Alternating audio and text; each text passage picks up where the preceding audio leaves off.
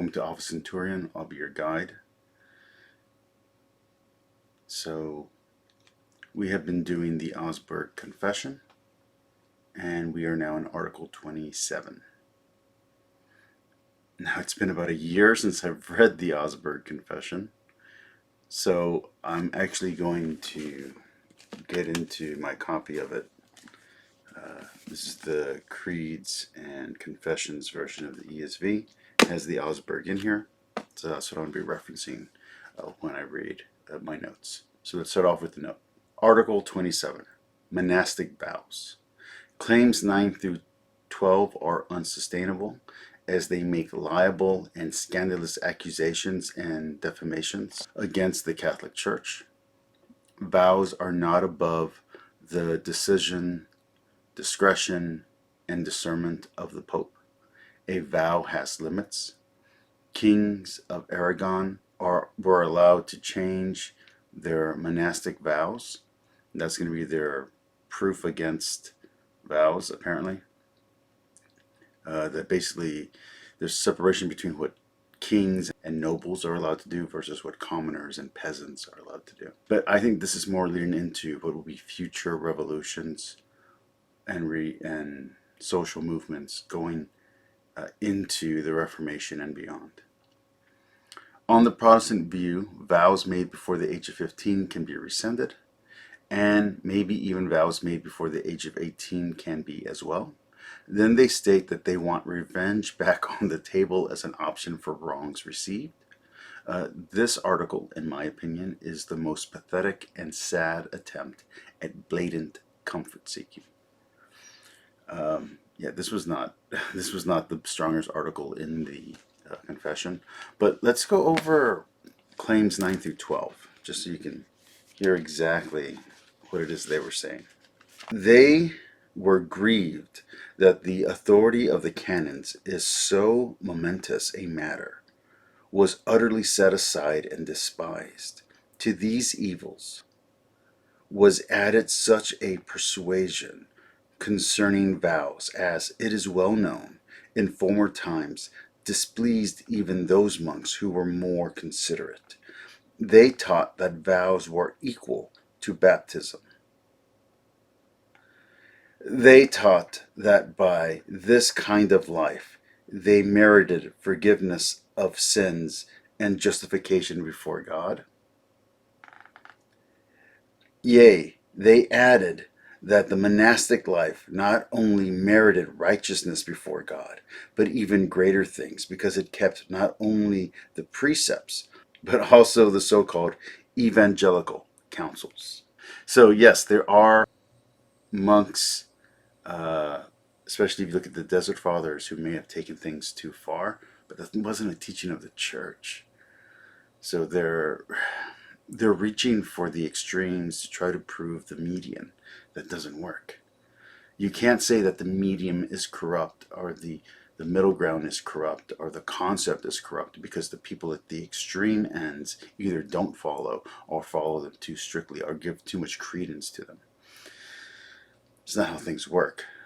The speed limit is 55. Just because someone can drive 180 miles an hour doesn't mean that the speed limit doesn't work. And just because some people will drive 32 miles an hour doesn't mean that a faster speed is not a good idea for a certain road. It's what in some businesses we'd call a whine.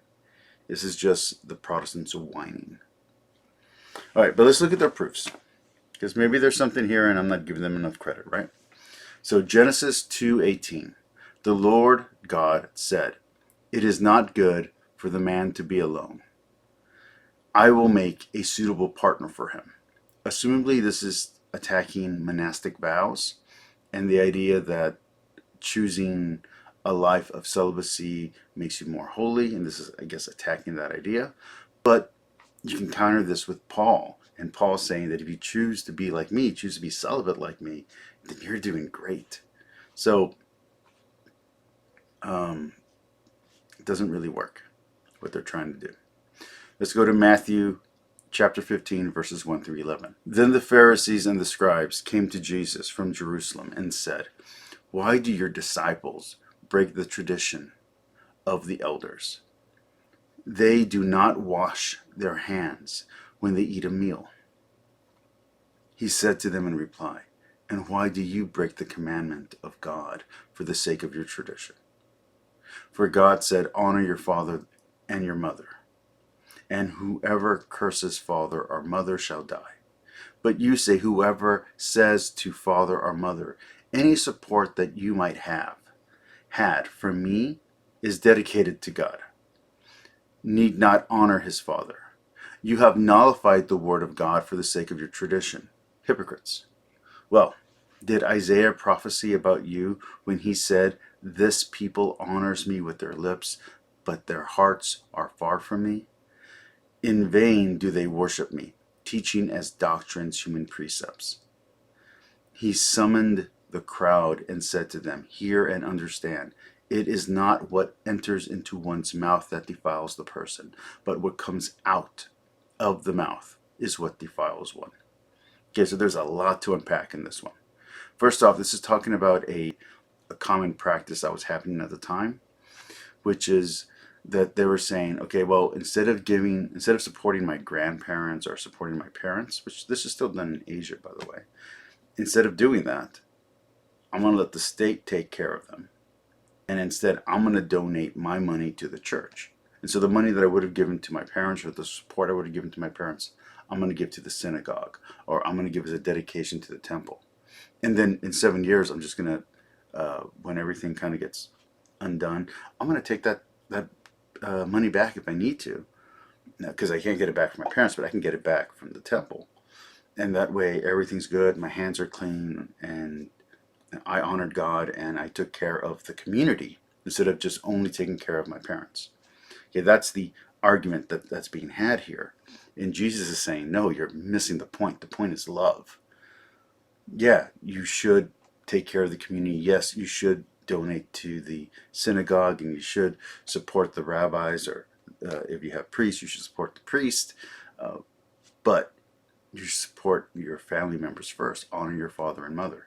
You're saying that I'm wrong for letting my people eat and telling them they don't need to wash their hands. They don't need to do a blessing before they, or purify their souls or their hands before they eat. And I'm a hypocrite for letting them eat because they need food.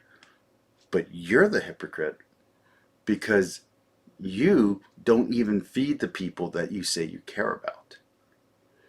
This is not some knock against the Pharisees for simply having a tradition, like a lot of Protestants like to say. This is a social commentary and saying, you can't call me a hypocrite when you yourself are being hypocritical. That's what it's saying. Okay, so let's go on to a deeper level. Then it goes, well, then are you the one who's being prophesied when it says, these people honor me with their lips, but not with their hearts? Again, this is going to the deeper meaning of the gospel, that the gospel message is love, mercy, and forgiveness. And it's saying, look, you can do all the righteous acts that you want. It's not going to merit anything if it's not actually done in love. The point is love. The point is mercy and caring. So if you're simply doing it to get a notch, hey, that's not going to help. You actually have to believe in the thing you're doing. If you don't actually believe in what you're doing, then doing the action is no good. God cares about what's in your heart. And again, you're worried about what goes into your mouth. This is also speaking to a next level, which is Jesus is going to, through Paul, bring the Gentiles in. This is basically saying, in foreshadowing, hey, the Gentiles are mine. They're good. They're going to be in our family tree. And this little, who's the best Jew by being the most purest Jew, that argument's going to be passé. It's not going to be part of the argument going forward. It's not about being the best Jew. It's not about being the best Christian. It's about being the best person. And the only best person is God.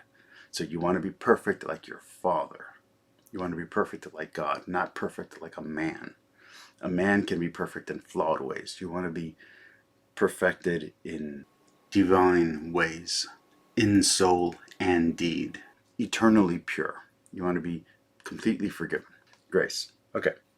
So you're getting into different levels. So you're saying, hey, the Gentiles are going to come in. It's not what goes into your mouth. It's not pork. It's not dirty hands. It's not some poor person who has to deal with dead bodies. None of that makes them evil. They're not doing anything wrong. So you excluding them from blessings, from the treasury, from food, from giving to the poor, from almsgiving, because you don't want to dirty your hands by giving them alms, and then your hands get dirty. Now suddenly you can't go to temple because you've touched someone who touched a dead body. That's not honoring God. You giving money so that way the temple can look better. By the way, money that's now being taxed possibly by Rome. So you're giving Roman money that's not even your money. That's not even part of our tradition. And you're giving it to the temple when you could be giving it to your parents. What's the more important commandment? It's kind of like the euphophro question and in Plato when Socrates is asking, what's piety? You know, which God are you supposed to be loyal to? It also goes back to the Old Testament, which is the shekel in the tent.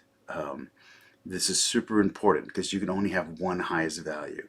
You can't put the weighted shekel or the measure of another community into your community. You have to have your highest value set, and then you can measure all other values as compared to your highest value.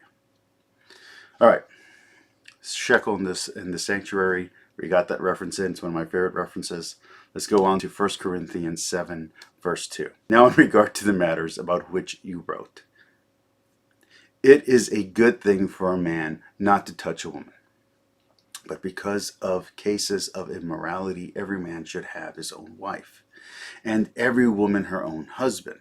The husband should fulfill his duty toward his wife, and likewise the wife toward her husband. Again, this is somehow attacking monastic vows according to the Protestants, but it's really not. It's saying a good alternative to sin is marriage. That's not a very, or a good alternative to promiscuity, I should say, is marriage. That's not as controversial as they want to make it sound. Okay, and also for the progressives out there, that is not saying that Rome was somehow super promiscuous. It wasn't. Rome in real life, in real history, was not Rome from the TV show Spartacus, or from Rome, or from HBO or Showtime. Real Roman history, real Romans had very high moral standards. So did the Greeks. So a lot of the stuff you're saying is just propaganda.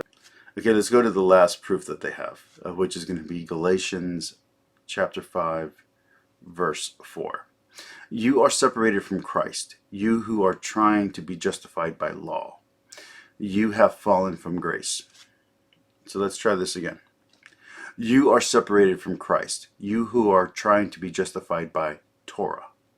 You have fallen from grace. Reads differently when you use the Jewish term. So what they're saying is you can't use Leviticus and Deuteronomy to justify yourself before God. Wearing non-synthetic clothes doesn't make you a good person. Again, being the best Jew isn't the same as being the best human. Yeah, you can be a great Jew, you can be a great Christian, you can be a great American and still be a pretty crappy person.